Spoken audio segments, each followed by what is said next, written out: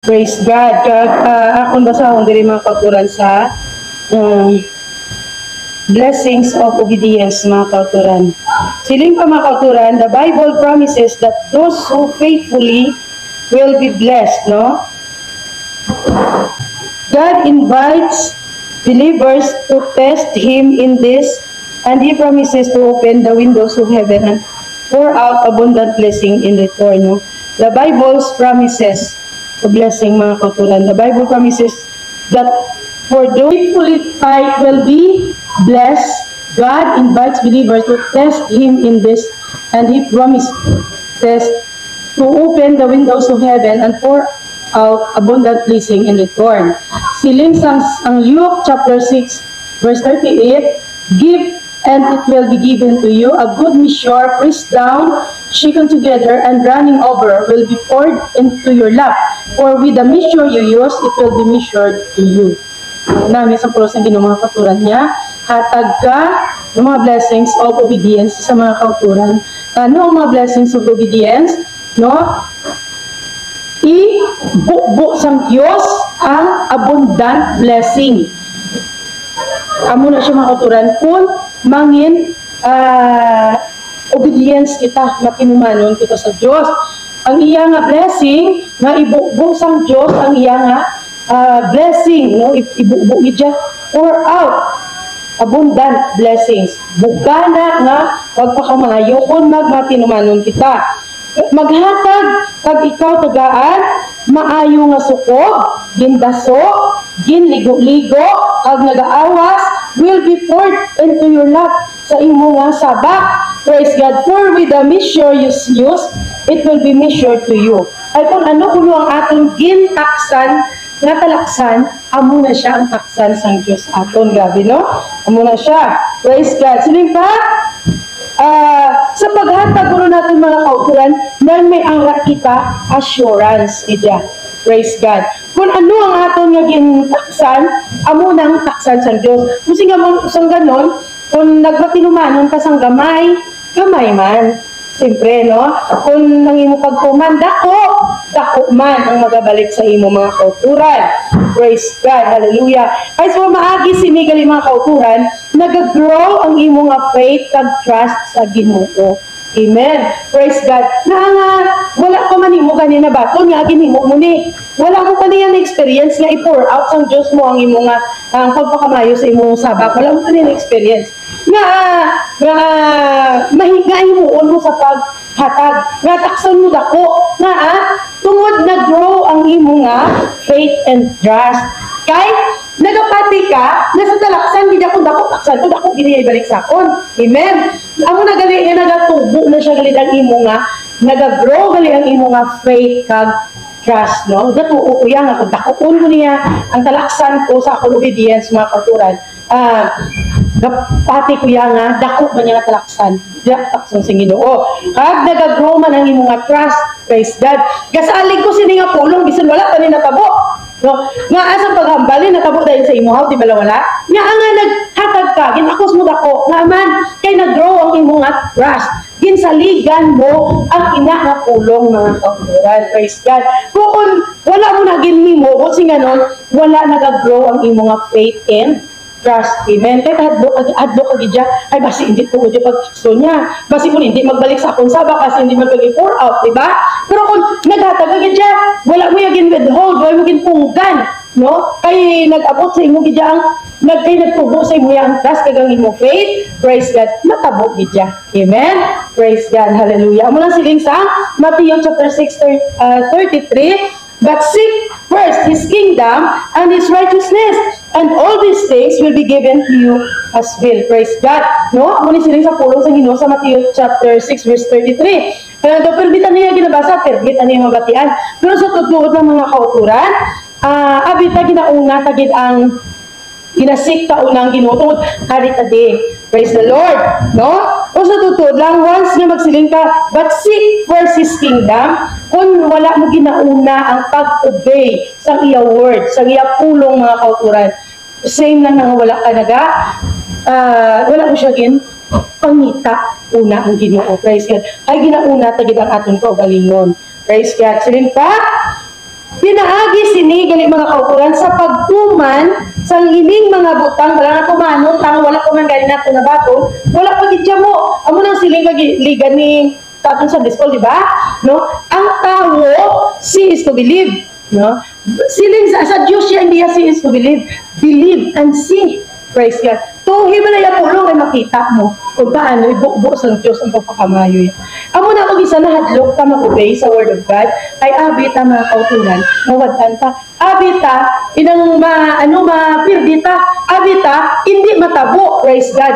Ay nga, silang tagibasa, wala pa nagtubo ang aton faith and trust. Ay kung trust ka gid mga kauturan niya, kag nagtubo ang trust mo, nagtubo ang faith mo, bahala na niya. Kaangay bala sang istorya dili mga kauturan sang ginpakaon sang balo ang prophets. Nga siling pa, last na to nila nga, kalanon, last na gid siya. Kung ikaw hindi mo pakaon sa iyaya nga aman. Kamu gani wala akong pagkaon sa imo bata. Pero ano sa isang balo, praise God sa kay Elisha, siling niya, sige lutuon ko ni pakaon ko ni sa imo. Ya, ako na lang ni last na ninakon nga oil, last naman ninakon nga harina. Ya, tapos namon kaon sini, mapatay na kami dayon.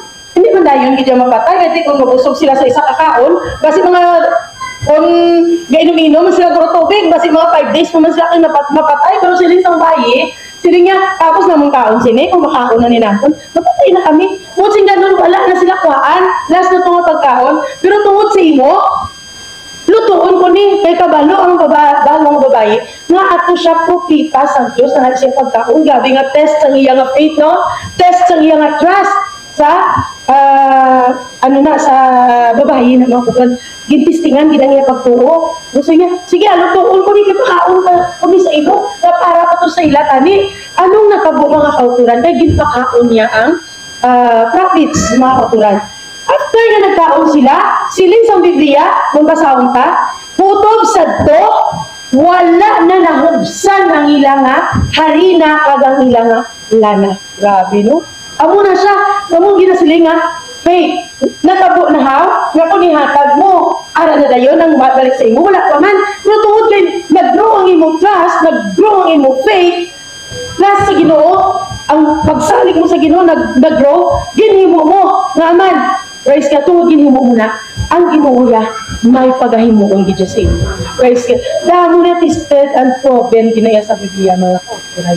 Praise God, hallelujah. Amo na gani siling ba isang manukalito din nato nagigamit din invite nga kon ang imo pagtuo naga-aso-aso, naga-grow imo pagtuo dako, praise God, inang ulan para sa imo hima lang ni. Praise God. Pero kung wala nag-grow ang imo nga faith, praise God, hallelujah, inang talithe pagmatsyag mo bagyo.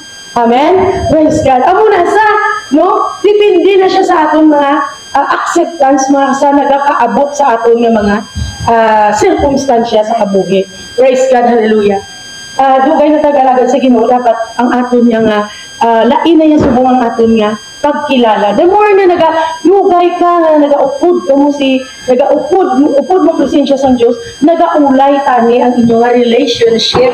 Kalabanan no, sa kadugayon, nag-last-ay ang relationship sa Ginoo. Isang bago ka lang magbatong sa Ginoo, gaaso-aso ang relationship sa Ginoo. Kung isang nagdugay, grabe lang over-familiar ka na kayo. Permi mo ito ba? Harap na lang ko na permi. Pero, praise God, dapat as Christian, the more yung nagadugay kita, yung nga nangin kilala ang Diyos, praise God, pure pagid ang aton nga relationship sa iya mga kauturan. Praise God, hallelujah. No? Siling pa mga kauturan, nga atin ang lanta ni ma-develop kung sa aton mga kauturan. Praise God, ang amuna, nga dapat mag-grow ang aton nga, kay kinanglan ta unahon gid ang Dios sa tanan nga butang. Praise the Lord. Kahit pinaagi sini, no? Pinaagi sini, naga-deeper pagid gali ang aton nga naga-deeper, nagadalong ang aton pag-rely sa Ginoo. Mga naglang bahala na ka ba? No, ako yan. Sige na. Nagadalong ang imo pag-rely sa Ginoo. Ano nasayahan ng pag-intindi siya sang tuod ng ano pala, nabaw may lunggo no. Daw pagsalig ni man tras man Japon. rely ng ginapaubaya mo na lang bala sa Ginoo. Kung baga, nagadalong pagid wala ng Diyos. Wala na kalabot siya. Diyos, ay kabalo naman tanga kung ang Diyos siya ara nagakontrol sa atong kinabuhi ng kulturan. Praise God. Na may gidya nga dalan ng atong paglakitan. Amen. Hindi tayo pagpakabudayan sa Ginoo pero may tanang ginabasa nga ang promise ng Diyos sa aton buga nga kinabuhi pag hindi niya kita ya pagpasugtan nga mahalikan kita. No? Amo na pero may tanang ginabasa. Praise God. Hallelujah. Amo na siya nagadalong gali ang aton nga reliance sa Diyos mga kultura. Nagadalong. No? Pero iba niya, amo na ba may mga tao kay nga uli anon? Praise God. Di mo nga nagadalong tani ay nagmata nagid dali na masandad, dali na madusmo. Praise God. Dapat hindi na matabo sa aton bilang isa ka Kristiyanon. Muna ba? No, kung ano man bing panic sa kalibutan, ang mayang panic mo niya, no? Abi nyo, grabe, malipay ko sa amo di GCO. Nagpasa si Pastora Susan sa Sunday, sa Saturday afternoon, nang amo na kong inasimba sa binabuntod mo sa ilang naon nga simbahan. Taklad na to, mayang people siya, taklad sila gusto na po. Gaselfie sila, nagdamo sila. Salamat kay wala ng bagyo, nakakadto na kami. Kay, siyempre sa bagyo, hindi sila to kataklad ya, kay madahugit sila yan mo. Lakat sila sa tilan sang bulkan. Pag may magwalis po sa Ginoo, magsimba sila kay may simbahan dito may mga kauturan to. Sila nga, thank you Lord. Kamutong caption yun sa iya nga nag-selfie sila, may picture sila. Nga na matigayon karon ng among bulatong dito. Hallelujah. Amo na mga kauturan. Ano ko ng mga simple meaning mga kauturan sa ginatawag nga provision. No? The act of providing or supplying something that is needed. No? Pertigid ka dakong ginhimang ng ano na mga kauturan. Kung baga, ang inigali mga kauturan na ginasili nga gina-honor tablang Ginoo sang aton nga mga obedience ay mga kauturan, pagkilala sa galisang pag-acknowledge natin, pagkilala sa provision sang Dios sa aton. Ano na siyang ginatawag nga provision mga kauturan? No? Provision sang Diyos sa aton, ngayon na lang sa tanan mga need. Hindi lang niya financial, hindi lang niya sa isa aspect sa ating kabuhi. May gas-supply ang Diyos mga kauturan. Health, ginsupplyan kita sang Diyos. Financial, ginsupplyan kita sang Diyos. Intellectual, ginsupplyan kita sang Diyos. Ano pa na mga kauturan ng material, ginsupplyan kita sang Diyos. Praise God. Number one, di dyan ni health eh. Ay kung mayo lang yan awas mo yan, ang financial, palo lang na niya. Magiho ka mo. Pero isa may financial ka, malagi na siling gani, nga, ang pobre ko no, naga kanikasog para sa wealth. Pero, ang mga manggaranon, naga kanikasog para sa health. Sabi na, muna siya mga kauturan. Pero, ang Diyos, tako natin yung naon, siya mga kauturan, ang aton nga, provider. Sa tanan nga, mga butang, wealth man na siya, praise God. Ano man na siya mga kauturan? Ng health man na siya, provide sa Ginoo sa aton. Nga i-honor tang Diyos, ang pag-honor gali sa Diyos, ang pag-obey gali sa mga word of God, sa pulong sa Ginoo mga kauturan, nga pariho na nga gina-honor ta ang iya provision sa aton. Praise God. Gin-acknowledge ta ang iya provision sa aton. Gin-kilala ta ang iya provision sa aton mga kauturan. Praise God. Ano, mga kauturan, ang mga provision sa Diyos sa aton? Tanan nga mga resources tala. Mga resources tani. Provision sa sang Diyos sa aton. Praise God. Ang atong pagkaon, provision sa sang Diyos sa aton. Gusto mo magkaon namin? Praise God. Obey lang bala. Tumana lang bala pulong sa Ginoo. Praise God. Hallelujah. Tumana lang ang kulong sa Ginoo. Kay ina mga kauturan, mabaton mo na. Praise God. Ang tanan, ang honor tagali mga kautulan sa Ginoo, ang gina-acknowledge na ang provision sa Diyos sa aton mga kautulan. Nga siya ang nagasupply sa tanan tagidya nga needs, hindi lang financial, hindi lang sa physical, hindi lang sa aton nga intellectual, tanan tagidya nga needs. Siya ang aton nga resources. Amen. Ang Diyos. mga kapatid, sa iyagid tanan. Ano ba gid? Guidance and protection. Ako na, provision sa Diyos sa aton. Praise God, guidance and protection. Kung hindi ta pagyahan sa Diyos ang alam, kung ano himuon ta, talang-talang taya. Amen? Amo nang kaalam ta niya subong niya ho. Halin niya sa Diyos nga ano gid yang kaalam ta ha. Wala na yan. Protection. Grabe sa mag-ano ka pa mga kauturan. Kung wala provision ang Diyos sa mga protection,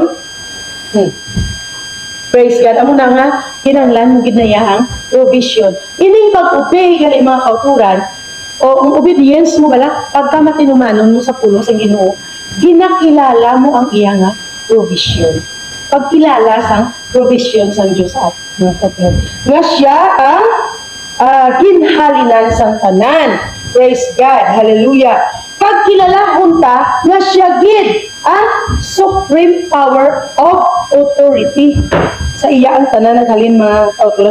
Magsiling kita nga amo na mga kauturan, ginakilala ta ang iya nga supreme power and authority. Kung sa ginasiling magsiling ta nga magpagkamatinumanon mo sa pulong sang Ginoo. Kakilala ka sa iya supreme power and authority. Grabe mga kauturan. Praise God. Pag ginakilala ta nga siya ang tanan sa sininga universe. Praise God. Nga without God, ang universe hindi gidya maklaro, hindi gidya maggiho, hindi siya magtadlo. Ang tipulo ni nga wala ginakaptan sa Diyos ni ang ining atong nga kalibutan mga kauturan. Kaya kung buyan ang gawa sang Diyos ang ining nga kalibutan ay mga tadlong kanihaw, hindi amo ang iya pagtiyo. Amo na gali ang pag-obey, ang pagtuman sa iya pulong, ginakilala ta nga siya ang control sa sininga universe. Amen. Praise God. Sa sininga kalibutan. Grabe mga kauturan. Bukod nato nung naunahon, praise God ang tanan, kabay pa nga ang pulong sa Diyos nga naglabot sa aton sa sininga kabihon. Katuod lang ng gamay namin ginbasa ako mga kauturan. Kay wala ko yung nag-expect na ako hindi matindog. Pero salamat sa Diyos nga nag-aman na siya sa mensahe niya para sa mga gabi. So pag muna nga kung positive thinker ka lang nga tao ya, ilang mga bagay-bagay na hindi mo dapat na mo tiniganin sa ginpasa ko diba sa itong GC, no? Ano ko na, gano'n ko na sa mga ma-encourage ka. Ang tanan ko ng mga problema, may solusyon. Kaya kung ang problema, kung ang problema wala solusyon, hindi pag problema, pabaying ang problema, problema sa problema. Gabi, no? Tuod ka, way pakabuhi mo. Pagkayaan mo na yan, wala man lang solusyon, nahagi ko pa lang ang problema. Amen? Praise God. Nakaproblemahan mo, wala man lang solusyon. Pero ang hambal nga unagid, kanan niya nga problema, may solusyon na. Praise God. Galing ang tao, hilig niya mang problema sa mga problema nga may solusyon na lang. Amen? Praise God. Din daw siling ko, salamat na lang kayo nagtubo ko sa Ginoo. So, grabe kung magkabala ka. Agin basa ko bala mga kauturan diri. Ang tao nga grabe magkabala ka, masakiton siya. Sometime ko bala masakiton ko tuod. Hindi ba, Day? Pero hindi ko masakit siya. Grabe ko mag-worry mga kauturan. Siling ko, ginano ko na, ginapray ko sa Ginoo ko, akong isa akong doon. Ginoo, tanan na wala, gusto ko perfecton. Gusto ko, inabla hindi ko pala ka, ulat niya. Mag-flow lang na kung ano dahil. Hindi ko nakulat sa una, pero at least nagtuon ko ya sa paghimo, no? Ginatunan ko kung anong maayo. Praise God. Kag sa bulig sa Ginoo, nahimo ko mga kauturan. Amen? Amo na nga si Pastor ya, hindi ka nakita siya yung problema saya. Gusto doon lang, Miss Pastor, hindi mga bagay, hindi siya mo problema yan. Kaya na ako naman problema sa kanya, natugyan niya naman sa Ginoo. So, man nga naman problema, kaya gintugyan ka naman sa Ginoo. Pagkabalo naman ang problema, may solusyon. E pag kung wala solusyon, yung problemahan mo, wala man nagali solusyon, problemahan mo pa. Amen? Praise God. Grabe, no? Na kung ano tali ba mapagtanto tani ng mga mensahe, no? Grabe mo. Grabe mo pumisa sa Diyos sa atin. Praise God. Hallelujah. Ako kapasalamat lang ito sa mga leading, mga guidance sa Ginoo mga kauturan. Ay nga, ang Ginoo nagapamihika ka maagi. Praise. Muna siya ang ginatawag nga provision. Sa in every needs tayo, kapangita ang Diyos. Siya ang resources natin. Praise God. Siya ang source natin mga kauturan. Praise the Lord. muna sa. Kung sa sila nga bilog kita, o magapangita kita sa buo nga makapangamuyot, ano? Ato na na yung bawal yung sa kabangan na today. Praise God.